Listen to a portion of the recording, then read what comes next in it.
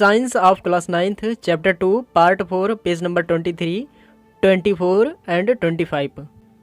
Science हम आपको कुछ इस तरह समझाने की कोशिश करेंगे जैसे कि जब आप कोई बहुत ही इंटरेस्टिंग कहानी सुनते हैं तो स्टोरी आपके दिमाग में फीड होती चली जाती है। उसी तरह साइंस भी अगर आप सुने तो साइंस भी आपके दिमाग में स्टेप बाय स्टेप फीड होती चली जाए। कुछ इस तरह से समझाने की कोशिश करेंगे हम आपको साइंस। पिछली वीडियो में हम बात कर रहे थे कि किसी मिक्सर के सभी कंपोनेंट को कैसे सेपरेट किया जाता है, जैसे कि एयर में से कार्बन डाइऑक्साइड या ऑक्सीजन या नाइट्रोजन आर्गन को कैसे सेपरेट करते हैं। आज उसी को हम प्रैक्टिकल के फॉर्म में देखेंगे। यहाँ पर एक फिगर बना करके दिखाया गया है और इस फिगर में दिखाया गया है कि एयर में से सभी कंपोनेंट्स को कैसे सेपरेट कर सकते हैं। सबसे पहले एक प्रेशर बॉक्स में हम पाइप के ज़रिए एयर भरेंगे, लेकिन एयर भरने से पहले हम पाइप के मुँह पर एक फ़िल्टर लगा देंगे ताकि बॉक्स में सिर्फ एयर ही जाए, ना कि एयर के साथ साथ धूल और मिट्टी के पार्टिकल्स। और जब प्रेशर बॉक्स में एयर फिल हो जाए तो हम प्रेशर के ज़रिए एयर के पार्टिकल्स को इतना ज़्यादा प्रेस करेंगे कि सभी पार्टिकल्स एक दूसरे के पास पास आ जाएं। और जब सभी पार्टिकल्स एक दूसरे के पास पास आ जाएंगे तो एक दूसरे से टकराने भी लगेंगे, और टकराएंगे तो एयर का टेम्परेचर बढ़ जाएगा और फिर एयर हीट हो जाएगी।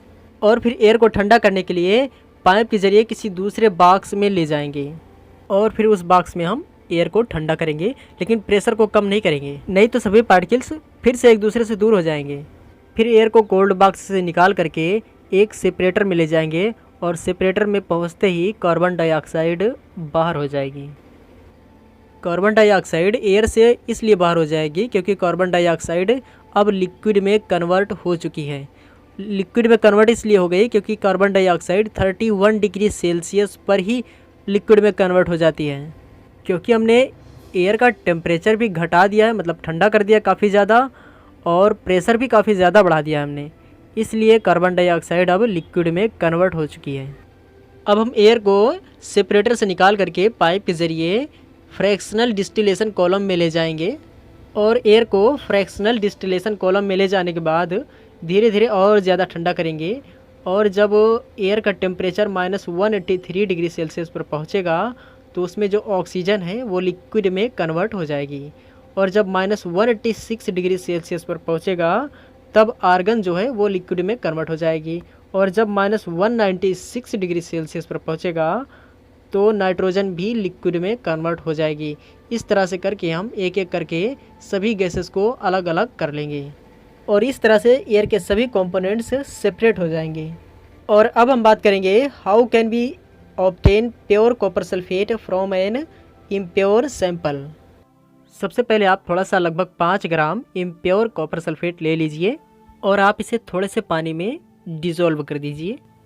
कॉपर सल्फेट पानी में डिज़ोल्व हो जाने के बाद आप देखेंगे पानी के ऊपर कुछ इम्प्योरिटीज़ तैरने लगेंगे और फिर उन्हें आप अलग कर लीजिए। इम्प्योरिटीज़ को अलग करने के बाद वाटर को इवेपोरेट कर दीजिए थोड़ा सा। वाटर इवेपोरेट हो जाने के बाद सैचुरेटेड सॉल्यूशन हमारे पास बचेगा, और फिर सैचुरेटेड सॉल्यूशन को हम फिल्टर पेपर से ढक करके 1 या 2 दिन के लिए रूम टेम्परेचर पर, मतलब कमरे में रख देंगे। और जब पूरा सॉल्यूशन सूख जाएगा तो वो क्रिस्टल में कन्वर्ट हो जाएगा। फिर हमें कॉपर सल्फेट के क्रिस्टल बड़ी आसानी से मिल जाएंगे। और ये जो कॉपर सल्फेट के क्रिस्टल मिलेंगे हमें, ये प्योर होंगे पूरी तरह से। और इसी पूरे प्रोसेस को हम कहेंगे क्रिस्टलाइजेशन। यहाँ पर एक क्वेश्चन है कि सभी क्रिस्टल एक जैसे दिखाई पड़ेंगे या फिर अलग अलग। तो हम आपको बता दें कि सभी क्रिस्टल एक ही जैसे दिखाई पड़ेंगे। जैसे चीनी के सभी पार्टिकल्स एक जैसे दिखाई पड़ते हैं, उसी तरह कॉपर सल्फेट के भी सभी क्रिस्टल एक जैसे दिखाई पड़ेंगे।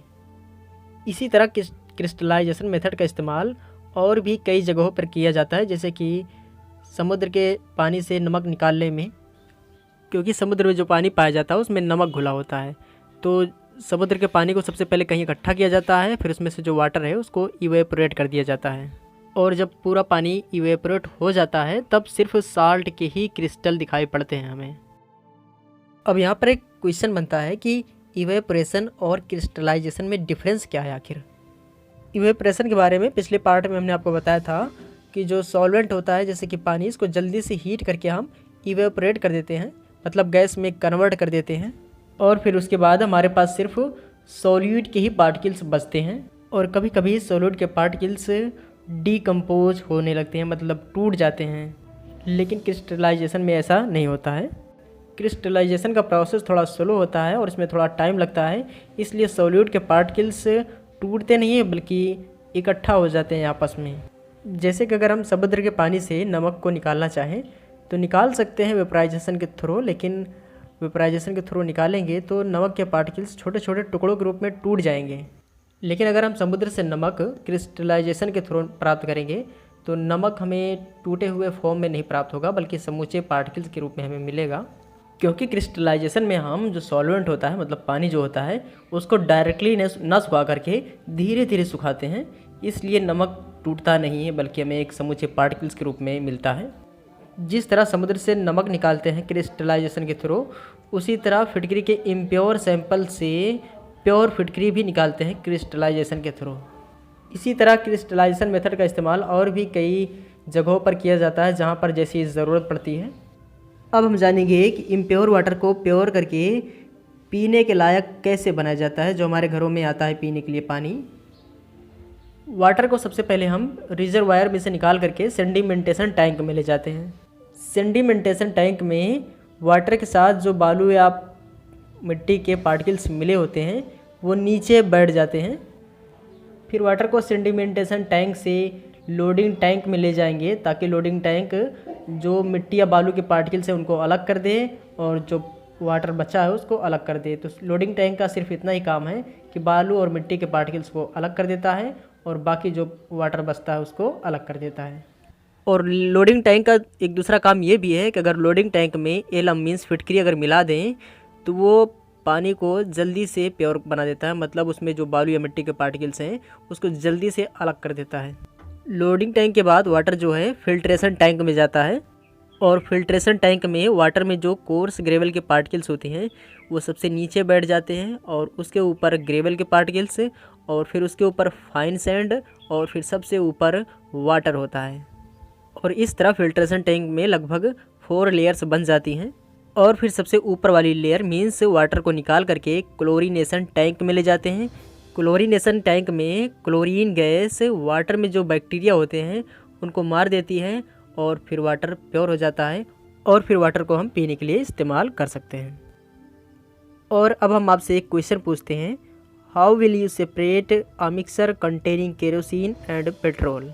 मीन्स कि आप केरोसिन और पेट्रोल दोनों को अलग अलग कैसे करेंगे जबकि दोनों मिसिबल लिक्विड्स हैं, मतलब आपस में मिले हुए हैं, ना कि अलग अलग लेयर बनती है इनकी। तो हम आपको बता दें इसके लिए हम डिस्टिलेशन मेथड का इस्तेमाल करेंगे और ये चीज़ हम आपको पहले भी बता चुके हैं जहाँ पर हमने आपको बताया था एसीटोन और वाटर के मिक्सर को अलग अलग कैसे करते हैं। सबसे पहले हम आपको बता दें पेट्रोल का बॉइलिंग पॉइंट होता है 95 degree Celsius. Means petrol 95 degree Celsius पर लिक्विड से गैस में कन्वर्ट होना स्टार्ट हो जाता है, जबकि केरोसिन का बॉइलिंग पॉइंट होता है 150 डिग्री सेल्सियस से भी ऊपर। तो जब हम मिक्सर को डिस्टिलेशन फ्लास्क में फिल करके हीट करेंगे तो सबसे पहले पेट्रोल लिक्विड से गैस में कन्वर्ट होने लगेगा, मतलब 95 डिग्री सेल्सियस पर पेट्रोल गैस में कन्वर्ट हो जाएगा। और फिर इसके बाद हम पेट्रोल को वाटर कंडेंसर में ले जा कर के गैस से लिक्विड में फिर से कन्वर्ट कर लेंगे और फिर उसको हम अलग कर लेंगे और फिर डिस्टिलेशन फ्लास्क में सिर्फ केरोसिन ही बचा रह जाएगा। और इस तरह से पेट्रोल और केरोसिन दोनों सेपरेट हो जाएंगे, मतलब अलग हो जाएंगे। और अब नेक्स्ट क्वेश्चन है कि टेक्निक का नेम बताइए, जैसे कि कर्ड से बटर निकालने की टेक्निक का क्या नाम है। तो इसके लिए हमने आपको बताया था कि जब मिल्क चर्नर या फिर सेंट्रीफ्यूगेशन मशीन से मिल्क या कर्ड को काफ़ी तेज़ी से रोटेट करते हैं तो मिल्क में जो हल्के पार्टिकल्स होते हैं, मतलब जो क्रीम या बटर के पार्टिकल्स होते हैं वो ऊपर तैरने लगते हैं, बल्कि और जो भारी पार्टिकल्स होते हैं वो नीचे बैठ जाते हैं। और इस टेक्निक का नेम है सेंट्रीफ्यूगेशन।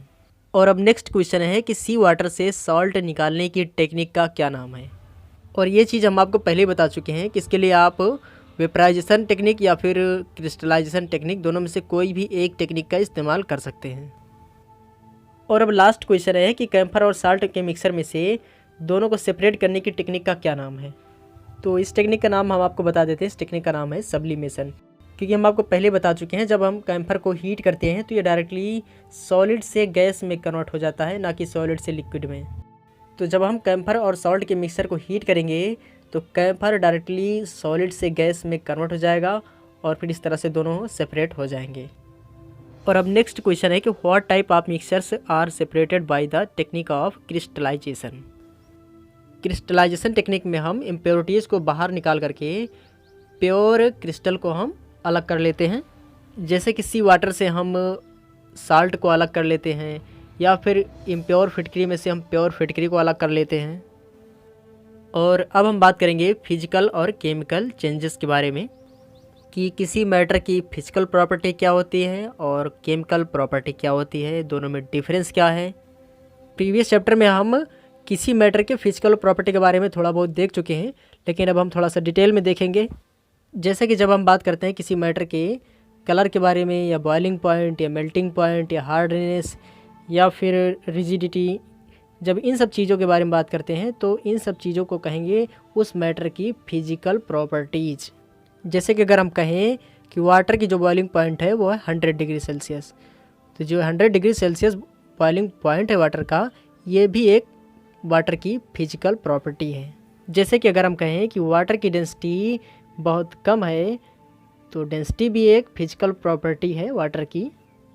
इसी तरह वाटर जब अपना स्टेट चेंज करता है, मतलब सॉलिड से लिक्विड और लिक्विड से गैस में कन्वर्ट होता है, तो किसी मैटर का स्टेट चेंज होना भी फिजिकल प्रॉपर्टी के अंतर्गत ही आता है। जबकि तीनों ही स्टेट में वाटर हमें डिफरेंट दिखाई पड़ रहा है। जैसे कि जब वो बर्फ़ के फॉर्म में है तो हमें सॉलिड के फॉर्म में दिखाई पड़ रहा है, और जब वो गैसेस स्टेट में है तो हमें एयर के फॉर्म में दिखाई पड़ रहा है। जबकि तीनों ही स्टेट में उसका केमिकल नेचर सेम है, चेंजेस सिर्फ फिजिकल प्रॉपर्टी में ही आए हैं। वाटर का जो केमिकल फार्मूला होता है वो होता है H2O, और तीनों ही स्टेट में उसका फार्मूला होगा H2O, चाहे वो गैसेस के फॉर्म में हो, या सॉलिड के फॉर्म में, या लिक्विड के फॉर्म में। उसके केमिकल फार्मूले में कोई भी चेंजेस नहीं आया, तो हम ये कह सकते हैं कि उसके केमिकल नेचर में कोई भी चेंजेस नहीं आया है, सिर्फ उसका फिजिकल स्टेट चेंज हुआ है, मतलब फिजिकल प्रॉपर्टी ही चेंज हुई है। जब तक किसी मैटर का केमिकल नेचर नहीं चेंज होगा, हम यही कहेंगे कि उसके केमिकल प्रॉपर्टी में कोई भी चेंजेस नहीं हुआ है, सिर्फ उसके फिजिकल प्रॉपर्टी में ही चेंजेस हुए हैं। इसी तरह अगर हम बात करें वाटर और कुकिंग ऑयल के बारे में, तो दोनों देखने में हमें लिक्विड के फॉर्म में दिखाई पड़ते हैं, मतलब दोनों की फिजिकल प्रॉपर्टी सेम है, लेकिन दोनों की केमिकल प्रॉपर्टीज़ डिफरेंट हैं, क्योंकि दोनों का केमिकल फार्मूला ही डिफरेंट होता है। वाटर का केमिकल फार्मूला है H2O, तो ऑयल का केमिकल फार्मूला कुछ और ही होगा, ना कि H2O। दोनों मैटर एक जैसे दिखाई पड़ रहे हैं, मतलब दोनों की फिजिकल प्रॉपर्टी सेम है, मतलब दोनों लिक्विड फॉर्म में हैं, लेकिन दोनों का केमिकल फार्मूला अलग है, इसलिए दोनों का केमिकल नेचर भी चेंज होगा। इसलिए इन दोनों की ऑर्डर और इनफ्लेमेबिलिटी भी अलग अलग है। ऑयल को अगर हम एयर में जलाना चाहें तो बड़ी आसानी से जला सकते हैं, लेकिन अगर हम वाटर को जलाना चाहें तो नहीं जला सकते, जबकि दोनों देखने में हमें लिक्विड के ही फॉर्म में दिखाई पड़ रहे हैं, मतलब सेम दिखाई पड़ रहे हैं। ऑयल को अगर हम जलती हुई आग में डाल दें तो आग और तेज़ी से भड़क जाएगी, लेकिन अगर हम ऑयल के बजाय पानी डाल दें तो आग बुझ जाएगी। ऐसा इसलिए होता है क्योंकि दोनों मैटर्स का केमिकल फार्मूला डिफरेंट है, और केमिकल फार्मूला डिफरेंट होने की वजह से केमिकल नेचर भी डिफरेंट ही होगा। मतलब दोनों मैटर्स के जो केमिकल कंपोनेंट हैं वो आग से अलग अलग तरीके से रिएक्ट करेंगे। ऑयल के जो केमिकल कंपोनेंट्स हैं वो आग को और तेज़ी से जलाने की कोशिश करेंगे, जबकि वाटर के जो केमिकल कंपोनेंट्स हैं वो आग को बुझाने की कोशिश करते हैं।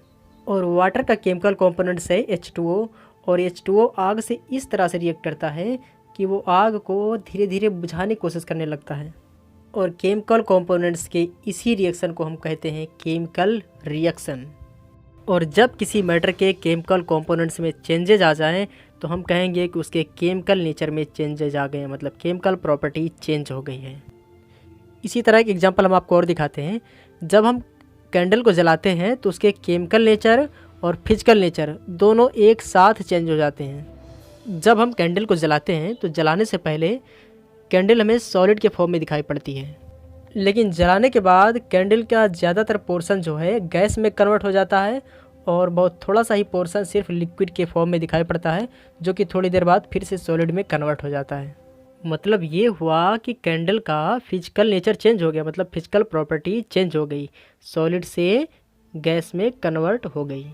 लेकिन यहाँ पर एक बात और ध्यान देने की है कि कैंडल का सिर्फ फिजिकल नेचर ही नहीं चेंज हुआ है, बल्कि केमिकल नेचर भी चेंज हुआ है, क्योंकि जलाने के बाद कैंडल का केमिकल फार्मूला भी चेंज हो जाता है।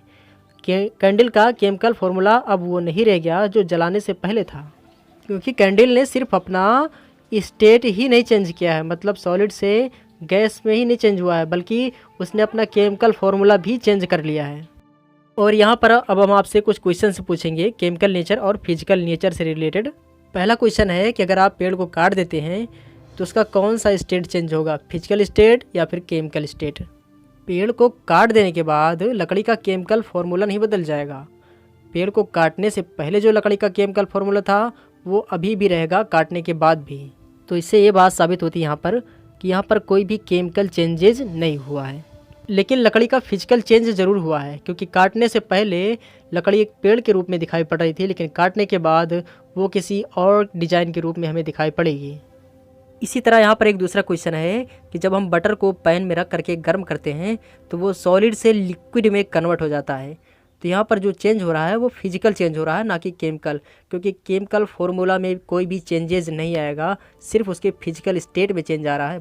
और अब तीसरा क्वेश्चन है कि रस्टिंग ऑफ अलमीरा ये कैसा चेंजेज है, फिजिकल चेंज है या फिर केमिकल। मतलब कि जब किसी लोहे की अलमारी में जंग लग जाती है तो धीरे धीरे कार्बन में कन्वर्ट हो जाती है। लोहे की अलमारी कार्बन में इसलिए कन्वर्ट हो जाती है क्योंकि लोहे का जो केमिकल फार्मूला होता है वो Fe होता है, और जो एयर में ऑक्सीजन होती है उसका केमिकल फार्मूला होता है O2।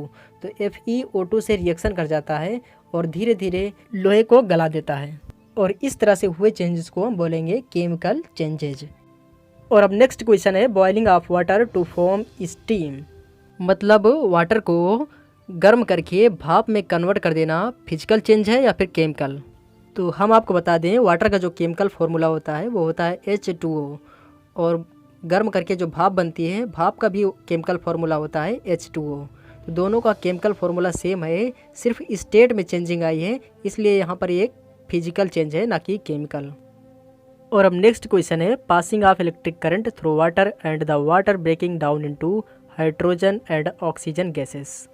मतलब कि अगर वाटर में इलेक्ट्रिक करंट डाल दी जाए तो वाटर का केमिकल फार्मूला ही बदल जाएगा। केमिकल फार्मूला इसलिए बदल जाता है क्योंकि वाटर का केमिकल फार्मूला होता है H2O, लेकिन जब इलेक्ट्रिक करंट डाल देते हैं उसमें तो H2O टूट जाता है H+ और OH- में, और जब केमिकल फार्मूला ही बदल जाएगा तो इस तरह के चेंजेस को हम कहेंगे केमिकल चेंजेज। और अब नेक्स्ट क्वेश्चन है dissolving common salt in water. मतलब अगर नमक को पानी में घोल दिया जाए तो नमक का स्टेट चेंज हो जा रहा है, जो ये फिजिकल चेंज है या फिर केमिकल। तो हम आपको बता दें नमक का केमिकल फार्मूला होता है NaCl जब वो सॉलिड स्टेट में होता है तब, लेकिन जब वो पानी में घुल जाता है तब भी उसका केमिकल फार्मूला होता है NaCl।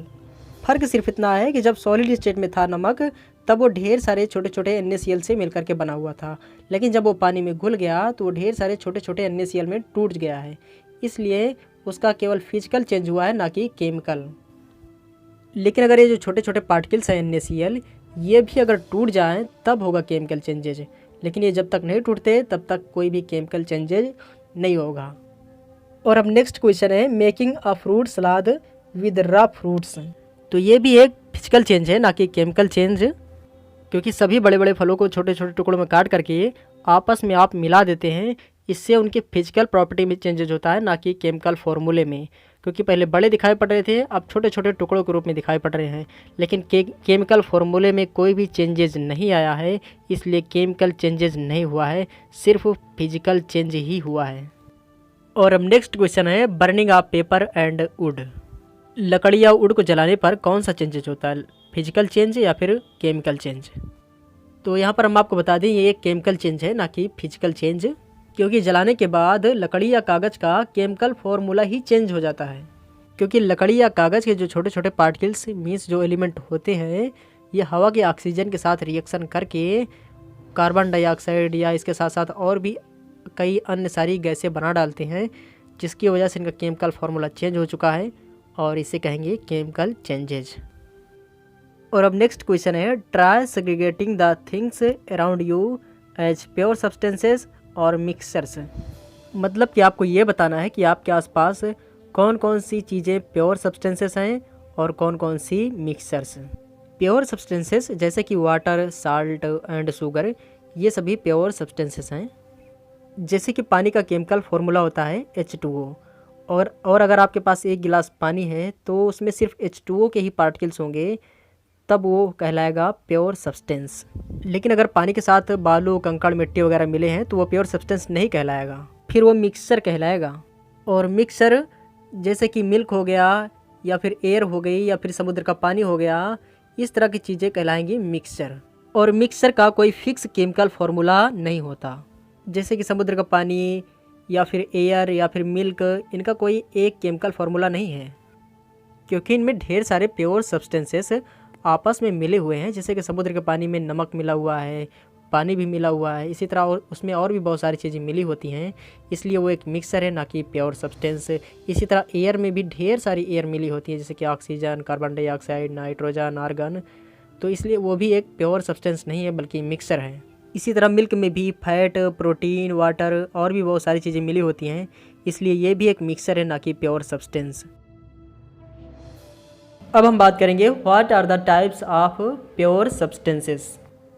अभी तक हमने बात किया प्योर सब्सटेंसेस के बारे में कि प्योर सब्सटेंसेस क्या होते हैं, मिक्सर क्या होता है, लेकिन अब हम प्योर सब्सटेंस कितने टाइप के होते हैं ये जानेंगे अब हम। तो यहाँ पर हम आपको बता दें कि सभी सब्सटेंसेस को दो पार्ट्स में डिवाइड किया गया है। पहला है एलिमेंट्स और दूसरा है कंपाउंड्स। सबसे पहले हम जानेंगे कि एलिमेंट्स क्या होता है। एलिमेंट टर्म का इस्तेमाल सबसे पहले 1661 में रॉबर्ट बायल नाम के साइंटिस्ट ने किया था। एलिमेंट टर्म की डिफिनीशन सबसे पहले फ्रांस के साइंटिस्ट एंटोनियो लॉरेंट लेवासिए ने एक्सपेरिमेंटली डिफाइन किया था, मतलब एक्सपेरिमेंट करके बताया था कि एलिमेंट क्या होता है। इन्होंने बताया था कि एलिमेंट किसी भी मैटर का सबसे बेसिक फॉर्म होता है, मतलब किसी मैटर का सबसे छोटा पार्टिकल्स जिसे और ज़्यादा छोटा ना किया जा सके, मतलब और ज़्यादा तोड़ा ना जा सके, उसे ही कहते हैं एलिमेंट। इसका मतलब ये हुआ कि कोई भी मैटर जिन छोटे छोटे पार्टिकल से मिलकर के बना है उसे ही कहते हैं एलिमेंट। एलिमेंट टर्म को और बेहतर तरीके से समझने के लिए चलिए एक एग्जांपल भी हम देख लेते हैं। जैसे कि मान लीजिए हमारे पास एक आयरन की रॉड है, मतलब लोहे की एक रॉड है हमारे पास, और लोहे की रॉड जिन छोटे छोटे पार्टिकल से मिल करके बनी है वो छोटे छोटे पार्टिकल्स भी तो एक लोहा ही है ना। और ये जो छोटे छोटे पार्टिकल्स हैं इन्हीं को एलिमेंट कहते हैं। मुझे उम्मीद है कि एलिमेंट अब आप समझ गए होंगे कि एलिमेंट क्या होता है। मतलब ये हुआ कि कोई भी मैटर जिन छोटे छोटे बेसिक पार्टिकल्स से मिल करके बना हुआ है, यही बेसिक पार्टिकल्स तो एलिमेंट हैं। और एलिमेंट्स भी तीन टाइप के होते हैं। पहला है मेटल्स, दूसरा टाइप है नॉन मेटल्स और तीसरा टाइप है मेटलॉइड्स। एग्जाम्पल के लिए जैसे कि हो गया आयरन हो गया, या प्लास्टिक या फाइबर या वुड, ये सभी मैटर छोटे छोटे एलिमेंट्स से ही मिलकर के बने हैं, लेकिन इनमें से कुछ मेटल होंगे, कुछ नॉन मेटल होंगे और कुछ मेटलॉइड होंगे। तो चलिए अब हम जानते हैं कि किस तरह के एलिमेंट को हम मेटल कहेंगे और किसे नॉन मेटल और किसे मेटलॉइड। तो सबसे पहले जो मेटल्स टाइप के एलिमेंट हैं हम उनके बारे में जानेंगे कि उनकी प्रॉपर्टीज़ क्या क्या होती हैं। आप कैसे पहचानेंगे कि ये एलिमेंट मेटल है या फिर नॉन मेटल। जैसे कि अगर हम आपसे पूछें कि आयरन मेटल है या फिर नॉन मेटल। मेटल्स की पहली पहचान ये है कि लगभग सभी मेटल्स शाइनिंग करते रहते हैं, मतलब उनमें एक विशेष प्रकार की शाइनिंग पाई जाती है, और ये शाइनिंग हमें लगभग सिल्वर ग्रे या फिर गोल्डन येलो कलर की दिखाई पड़ती है। एग्जाम्पल के लिए जैसे कि आप आयरन को ही देख लीजिए, तो आयरन हमें सिल्वर ग्रे कलर का शाइनिंग करता हुआ नज़र आता है, और अगर आप गोल्ड को देखें तो गोल्ड हमें गोल्डन येलो कलर में शाइनिंग करता हुआ नज़र आता है। और नेक्स्ट प्रॉपर्टी ये है मेटल की कि अगर इन्हें फ्लेम के ऊपर रख दें, मतलब आग के ऊपर अगर इन्हें रख दें तो ये हीट भी करने लगते हैं। और मेटल में इलेक्ट्रिक करंट भी बड़ी ही आसानी से मूव कर सकती है, मतलब इनमें इलेक्ट्रिसिटी की भी प्रॉपर्टी पाई जाती है। और अब नेक्स्ट प्रॉपर्टी है मेटल्स की कि इनमें डक्टाइल की भी क्वालिटी पाई जाती है, मतलब इन्हें खींचकर वायर के फॉर्म में भी कन्वर्ट किया जा सकता है। मतलब ये हुआ कि इनका शेप और डिज़ाइन भी चेंज किया जा सकता है। और नेक्स्ट प्रॉपर्टी है कि मेटल्स में मैलिएबल की भी प्रॉपर्टी पाई जाती है, मतलब ये मुलायम भी होते हैं। मतलब कि जैसे कि अगर आप आयरन की रॉड को हैमर से पीटें तो आप उसे शीट में कन्वर्ट कर सकते हैं। और मेटल्स में सोनोरस की भी प्रॉपर्टी पाई जाती है, मतलब कि अगर आप किसी मेटल को हीट करेंगे तो उसमें से रिंगिंग की साउंड भी आएगी। जैसे कि आप अपने साइकिल वगैरह में देखते होंगे तो जो वेल लगी रहती है वो स्टील की होती है, उसमें कुछ ऐसा बना रहता है कि जब उसमें स्टील को हीट करते हैं तो काफ़ी देर तक रिंगिंग करती रहती है। अब हम एग्जांपल्स के लिए कुछ मेटल्स के नाम भी देख लेते हैं, जैसे कि सिल्वर हो गया या कॉपर हो गया या गोल्ड, आयरन, सोडियम, पोटेशियम। इस तरह के जितने भी एलिमेंट हमें दिखाई पड़ते हैं ये सभी मेटल्स की कैटेगरी में आते हैं। और लगभग सभी मेटल्स हमें रूम टेम्परेचर पर सॉलिड स्टेट में ही दिखाई पड़ते हैं, चाहे आयरन हो या कॉपर या गोल्ड या सिल्वर, जो भी हो लगभग सभी हमें सॉलिड स्टेट में ही दिखाई पड़ते हैं। लेकिन सिर्फ एक ही मेटल ऐसा है जो रूम टेम्परेचर पर भी हमें लिक्विड स्टेट में ही दिखाई पड़ता है, और उसका नाम है मरकरी। मरकरी आपने डॉक्टर के पास जो थर्मामीटर देखा है उस थर्मामीटर के अंदर भरा रहता है। और अब हम बात करेंगे नॉन मेटल्स एलिमेंट के बारे में कि किन एलिमेंट्स को नॉन मेटल कहते हैं। नॉन मेटल्स की पहली प्रॉपर्टी ये है कि ये बहुत सारे कलर्स में पाए जाते हैं, मतलब इनका कोई डिफिनिट कलर नहीं है। एग्जांपल के लिए जैसे कि प्लास्टिक हो गया, फाइबर हो गया, या फिर लकड़ी हो गई या कांच हो गया, इनमें बहुत सारे कलर्स पाए जाते हैं, इनका कोई डेफिनेट कलर नहीं होता है। जबकि हमने आपको मेटल्स के बारे में बताया था कि उनका एक डेफिनेट कलर पाया जाता है, जैसे कि आयरन के बारे में हमने बताया था कि आयरन का एक डेफिनेट कलर होता है। और नॉन मेटल्स की दूसरी प्रॉपर्टी ये है कि इनमें हीट ट्रांसफ़र नहीं होती। जैसे कि अगर आपके पास एक प्लास्टिक की पाइप है, उसके पहले इंड को आप हीट करें तो ऐसा नहीं होगा कि पहले इंड को हीट कर रहे हैं आप तो दूसरे इंड पर भी हीट पहुंच जाए। जबकि अगर आप मेटल्स के एक इंड को हीट करते हैं तो दूसरे इंड पर भी हीट पहुंच जाती है। जैसे कि अगर आप आयरन की रॉड है उसके एक इंड को आप हीट करें तो दूसरे इंड तक हीट पहुंच ही जाती है। और नॉन मेटल्स में इलेक्ट्रिसिटी की भी प्रॉपर्टी नहीं पाई जाती, मतलब इसमें इलेक्ट्रिक करंट नहीं चल सकती। जैसा कि आप जानते हैं कि फाइबर या प्लास्टिक या कांच में इलेक्ट्रिक करंट नहीं चलती हैं। और नॉन मेटल्स में न लस्ट्रस की प्रॉपर्टी पाई जाती है, न सोनोरस की, और न ही मैलेबल की। लस्ट्रस मीन्स शाइनिंग, इनमें कोई शाइनिंग की भी प्रॉपर्टी नहीं पाई जाती। और सोनोरस मीन्स रिंगिंग, मतलब इनमें कोई रिंगिंग की भी प्रॉपर्टी नहीं पाई जाती, मतलब अगर इन्हें आप हीट करेंगे तो ये रिंग नहीं करते। जैसे कि अगर आप प्लास्टिक को हीट करें तो प्लास्टिक से कोई रिंगिंग की साउंड नहीं आती। और मैलेबल मीन्स होता है लचीलापन, मतलब इनमें कोई मैलेबल की भी प्रॉपर्टी नहीं पाई जाती। अगर इन्हें आप हैमर से हीट करेंगे तो ये टूट जाते हैं, ना कि चपटे। जैसे कि अगर आप मेटल को हीट करते हैं, मतलब आयरन को हीट करते हैं, तो वो चपटे हो करके सीट में कन्वर्ट हो जाते हैं, लेकिन नॉन मेटल्स में ऐसा नहीं होता, वो टूट जाते हैं। अब हम नॉन मेटल्स के कुछ और एग्जांपल से देख लेते हैं, जैसे कि हाइड्रोजन हो गया, ऑक्सीजन या आयोडीन या कार्बन, मतलब कार्बन में जैसे कोल या कोक या ब्रोमीन या क्लोरीन, इस तरह के जितने भी एलिमेंट्स पाए जाते हैं इन्हें नॉन मेटल्स कहते हैं। और अब हम तीसरे टाइप के एलिमेंट्स के बारे में बात करेंगे, जिसका नाम है मेटलॉइड्स। मेटलॉइड्स की प्रॉपर्टी कुछ इस तरह है कि इनकी प्रॉपर्टी इंटरमीडिएट प्रॉपर्टी है, मतलब ये मेटल और नॉन मेटल के बीच की प्रॉपर्टी शो करते हैं। मतलब इनकी कुछ प्रॉपर्टी मेटल से मिलती जुलती रहेगी और कुछ प्रॉपर्टी नॉन मेटल से।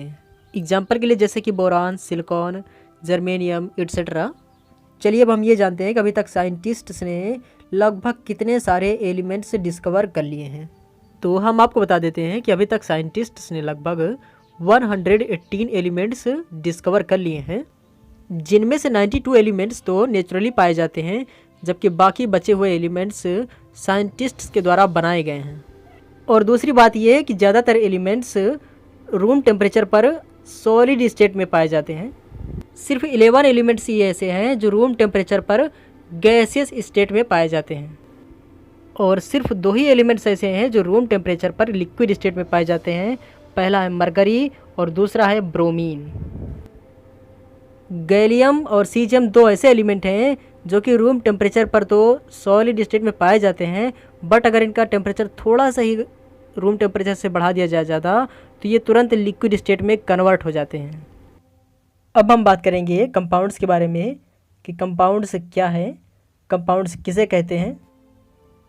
कंपाउंड एक सब्सटेंस है जो कि 2 या 2 से अधिक एलिमेंट्स से मिलकर के बना होता है। अब आप सोच रहे होंगे ये क्वालिटी तो हर मैटर में पाई जाती है, जैसे आयरन की रॉड के बारे में हम बात कर रहे थे, तो वो भी तो 2 या 2 से अधिक एलिमेंट्स से ही मिलकर के तो बना है। तो क्या आयरन की रॉड भी एक कंपाउंड है? तो हम आपको बता दें नहीं, ऐसा बिल्कुल भी नहीं है। आयरन की रॉड एक कंपाउंड नहीं है।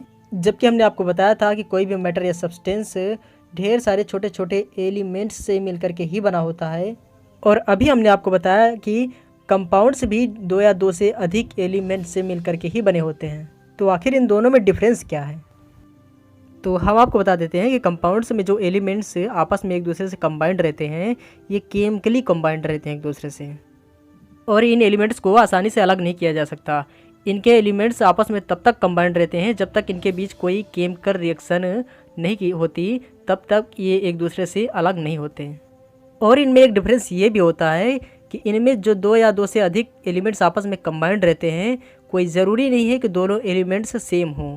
दोनों एलिमेंट्स या दो या दो से अधिक एलिमेंट्स डिफरेंट टाइप के भी हो सकते हैं। लेकिन जब दो या दो से अधिक एलिमेंट्स कंबाइंड होकर के एक कंपाउंड बनाते हैं, तो किस एलिमेंट का कितना पोर्शन रहेगा ये फिक्स होता है, मतलब उनका प्रोपोर्शन फिक्स होता है। चलिए एक एग्जांपल भी हम देख लेते हैं। जैसे कि एग्जांपल हम ले लेते हैं वाटर का। तो वाटर एक कंपाउंड है और वाटर का एक पार्टिकल 3 एलिमेंट्स से मिलकर के बना होता है, जिसमें 2 एलिमेंट हाइड्रोजन के हैं और एक एलिमेंट ऑक्सीजन का है। और यहाँ से ये बात साबित हो जाती है अब कि अगर हाइड्रोजन का 2 एलिमेंट और ऑक्सीजन का एक एलिमेंट आपस में मिला दिए जाएँ किसी तरह, तो वाटर का एक पार्टिकल बन जाएगा। यहाँ पर आप एक बात ये बताइए, अगर यहाँ पर 2 हाइड्रोजन के बजाय हम 3 हाइड्रोजन ले लें और एक ऑक्सीजन के बजाय हम 2 ऑक्सीजन ले लें, तब उन्हें आपस में अगर मिलाना चाहें तो क्या मिला करके हम वाटर के पार्टिकल बना सकते हैं? तो हम आपको बता दें कि नहीं, आप ऐसा नहीं कर सकते हैं। हर एलिमेंट का अपना पोर्शन फिक्स होता है, मतलब हर एलिमेंट का अपना रेशियो फिक्स होता है कि कौन सा एलिमेंट कितना इस्तेमाल होगा। अब हम एक और एक्टिविटी करके देख लेते हैं। सबसे पहले अपनी क्लास को हम 2 ग्रुप में डिवाइड करेंगे और फिर दोनों ग्रुप को हम 5 ग्राम आयरन फिलिंस और 3 ग्राम सल्फर का पाउडर दे देंगे। यहाँ पर आयरन फिलिंस का मतलब होता है आयरन के छोटे छोटे टुकड़े, मतलब बारीक टुकड़े। और पहले ग्रुप ने आयरन फिलिंस और सल्फर के पाउडर को आपस में मिला करके अच्छी तरह से पीस डाला, और दूसरे ग्रुप ने आयरन फिलिंस और सल्फर के पाउडर को आपस में अच्छी तरह से मिला करके फ्लेम के ऊपर रख दिया, और तब तक फ्लेम के ऊपर रखा जब तक दोनों गर्म होकर के लाल होकर के आपस में एक दूसरे से मिल नहीं गए। और फिर फ्लेम को बंद करके मिक्सर को थोड़ी देर तक ठंडा किया। और अब हमसे यहाँ पर कुछ क्वेश्चंस पूछे गए हैं। बताइए कि जो दोनों ग्रुप के पास मिक्सर है, दोनों ग्रुप में मैग्नेटिज्म है या फिर नहीं है। दोनों मिक्सर में मैग्नेटिज्म है या फिर नहीं है, ये चीज़ चेक करने के लिए दोनों मिक्सर के पास एक मैग्नेट ले जाएंगे हम। अगर मैग्नेट मिक्सर की तरफ अट्रैक्ट होता है तो इसका मतलब मिक्सर में मैग्नेटिज्म है, और अगर नहीं होता है अट्रैक्ट तो इसका मतलब मैग्नेटिज्म नहीं है। तो हम आपको बता दें कि जो पहले ग्रुप के पास मिक्सर बना है उसमें मैग्नेटिज्म की क्वालिटी नहीं आएगी, जबकि जो दूसरे ग्रुप के पास मिक्सर है उसमें मैग्नेटिज्म की क्वालिटी आ जाएगी। और अब नेक्स्ट क्वेश्चन है कि compare the texture and colour of the material obtained by the groups. तो इसका आंसर ये है कि आयरन और सल्फर के पाउडर को आपस में अच्छी तरह से मिलाने के बाद जो कंपाउंड बनेगा उस कंपाउंड का कलर होगा ब्लैक। आप इसे एक्सपेरिमेंट करके भी देख सकते हैं। और अब नेक्स्ट क्वेश्चन है कि पहले ग्रुप के पास जो मिक्सर है आयरन और सल्फर का, उसमें आप कार्बन डाइसल्फाइड मिला दीजिए, और जो दूसरे ग्रुप के पास मिक्सर है आयरन और सल्फर का, उसमें आप डाइल्यूट सल्फ्यूरिक एसिड या फिर डाइल्यूट हाइड्रोक्लोरिक एसिड मिला दीजिए। और अब आप ये बताइए कि दोनों ग्रुप के पास अब जो मिक्सर बना है, क्या दोनों देखने में हमें सेम दिखाई पड़ेंगे या फिर डिफरेंट। तो हम आपको बता दें कि नहीं, ऐसा बिल्कुल भी नहीं है। पहले ग्रुप के पास जो मिक्सर बना है वो सिर्फ एक मिक्सर ही है, ना कि कोई नया कंपाउंड। जबकि जो दूसरे ग्रुप के पास मिक्सर बना है वो सिर्फ एक मिक्सर ही नहीं है, बल्कि वो एक कंपाउंड बन चुका है अब। और नेक्स्ट क्वेश्चन है कि दोनों ग्रुप के पास जो मटेरियल बने हैं, दोनों में से किसके मटेरियल में मैग्नेटिक प्रॉपर्टी पाई जाएगी। तो इसका आंसर ये है कि पहले ग्रुप ने जो मिक्सर बनाया है आयरन और सल्फर का, वो सिर्फ एक मिक्सर ही है क्योंकि उसको हीट नहीं किया गया। जबकि दूसरे ग्रुप ने जो मिक्सर बनाया आयरन और सल्फर का मिक्सर बना करके उसको हीट किया, तो एक नया कंपाउंड बन गया था हीट करने के बाद, जिसका नाम है फेरस सल्फाइड। क्योंकि हीट करने के बाद दोनों एलिमेंट्स में केमिकल रिएक्शन हुई थी, आयरन और सल्फर में केमिकल रिएक्शन हो करके बन गया था फेरस सल्फाइड। और फेरस सल्फाइड में मैग्नेटिक प्रॉपर्टी पाई जाती है, इसलिए दूसरे ग्रुप के पास जो कंपाउंड बना है उसमें मैग्नेटिक प्रॉपर्टी पाई जाएगी। और यहाँ से एक बात और प्रूफ हो जाती है कि जब तक कोई केमिकल रिएक्शन नहीं होगी तब तक कोई नया कंपाउंड नहीं बनेगा। जैसा कि आपने देखा कि पहले ग्रुप में कोई भी केमिकल रिएक्शन नहीं हुई क्योंकि उसे हीट नहीं किया गया था, जबकि दूसरे में केमिकल रिएक्शन हुई क्योंकि उसे हीट किया गया था। लेकिन इसका मतलब ये आप बिल्कुल भी मत निकालिएगा कि जब तक हीट नहीं किया जाएगा एलिमेंट्स को तब तक कोई भी केमिकल रिएक्शन नहीं होगी। ऐसा बिल्कुल भी नहीं है। कुछ एलिमेंट्स ऐसे भी होते हैं जो बगैर हीट के भी केमिकल रिएक्शन कर जाते हैं और नया कंपाउंड बना लेते हैं। और अब नेक्स्ट क्वेश्चन है कि can we separate the components of the material obtained. तो हम आपको बता दें कि नहीं, आप सभी कंपोनेंट्स को आसानी से सेपरेट नहीं कर सकते। पहले ग्रुप के पास जो मिक्सर बना है उसमें से तो हो सकता है सेपरेट सभी कंपोनेंट्स, लेकिन जो कंपाउंड बन गया है दूसरे ग्रुप के पास उसमें से आसानी से नहीं किया जा सकता सेपरेट। और अब नेक्स्ट क्वेश्चन है कि दोनों ग्रुप के पास जो मिक्सर हैं, अगर इनमें डाइल्यूट सल्फ्यूरिक एसिड या फिर डाइल्यूट हाइड्रोक्लोरिक एसिड मिला दिया जाए तो कौन सी गैस निकलेगी और उनका नेचर कैसा होगा। तो इसका आंसर ये है कि पहले ग्रुप के मिक्सर से हाइड्रोजन गैस निकलेगी जो कि कलरलेस होती है और ऑडरलेस भी होती है, लेकिन कम्बस्टेबल होती है। कलरलेस मीन्स होता है जिसका कोई कलर ना हो, जैसे कि पानी, उसी तरह हाइड्रोजन गैस का भी कोई कलर नहीं होता। और ऑडरलेस मीन्स होता है जिसमें कोई स्मेल ना हो, जैसे कि हाइड्रोजन गैस में कोई स्मेल नहीं होती। इसी तरह कॉम्बस्टिबल मीन्स होता है जो जल सकती हो, मतलब हाइड्रोजन गैस में आग लग सकती है। इसीलिए इस तरह के टेस्ट को क्लास में या फिर घर पर नहीं करना चाहिए अकेले में। और अब हम बात करते हैं दूसरे ग्रुप के बारे में। दूसरे ग्रुप के मिक्सर से जो गैस निकलेगी उसका नाम है हाइड्रोजन सल्फाइड। और ये गैस भी कलरलेस होती है, इसमें भी कोई कलर दिखाई नहीं पड़ता, लेकिन इस गैस में स्मेल ज़रूर आती है सड़े हुए अंडे की तरह। जबकि जो दोनों ग्रुप ने जो एलिमेंट्स लिया था सेम लिया था। पहले ग्रुप ने भी आयरन और सल्फ़र लिया था और दूसरे ग्रुप ने भी आयरन और सल्फ़र लिया था। और दोनों ही ग्रुप ने अपने एलिमेंट्स को आपस में मिलाया था, मतलब आयरन और सल्फ़र के पाउडर को आपस में दोनों ही ग्रुप ने मिलाया था। लेकिन दोनों ग्रुप का मिलाने का तरीका अलग अलग था। पहले ग्रुप ने सिर्फ आयरन और सल्फ़र के पाउडर को फिजिकली मिलाया था, ना कि उसे हीट करके, जबकि दूसरे ग्रुप ने आयरन और सल्फ़र के पाउडर को आपस में मिला करके उसे हीट भी किया था। और फिर हीट करने के बाद आयरन और सल्फ़र आपस में मिल करके फेरस सल्फाइड बना लिए थे, क्योंकि हीट करने के बाद आयरन और सल्फ़र के बीच केमिकल रिएक्शन होनी स्टार्ट हो गई थी। आयरन का एक एलिमेंट और सल्फ़र का एक एलिमेंट आपस में मिल करके बना लिया फेरस सल्फाइड का एक कंपाउंड। जबकि पहले ग्रुप ने आयरन और सल्फ़र को जब आपस में मिलाया तो उनके बीच कोई भी केमिकल रिएक्शन नहीं हुई, जिसकी वजह से कोई भी कंपाउंड नहीं बना। तो मुझे उम्मीद है कि अब आप समझ गए होंगे कि फिजिकल प्रॉपर्टी और केमिकल प्रॉपर्टी में क्या डिफरेंस है। केमिकल चेंजेस जब होते हैं तो कोई ना कोई कंपाउंड बन जाता है, लेकिन जब केमिकल चेंजेस नहीं होते तो वो एक सिर्फ मिक्सर या एलिमेंट ही रह जाता है। और एक दूसरी बात ये भी है कि जब कोई नया कंपाउंड बनता है तो वो पूरा कंपाउंड एक जैसा ही होता है। जैसे कि अगर हम कंपाउंड के कलर के ही बारे में बात करें तो पूरे कंपाउंड में हर जगह एक जैसा ही कलर होगा। ऐसा नहीं होगा कि कहीं पर डार्क और कहीं पर लाइट। इसी तरह अगर हम कंपाउंड के मैग्नेटिक प्रॉपर्टी के बारे में बात करें तो पूरा कंपाउंड एक जैसा बिहेव करेगा मैग्नेटिज्म में। ऐसा नहीं होगा कि कहीं पर मैग्नेटिक कम काम कर रहा है और कहीं पर ज़्यादा।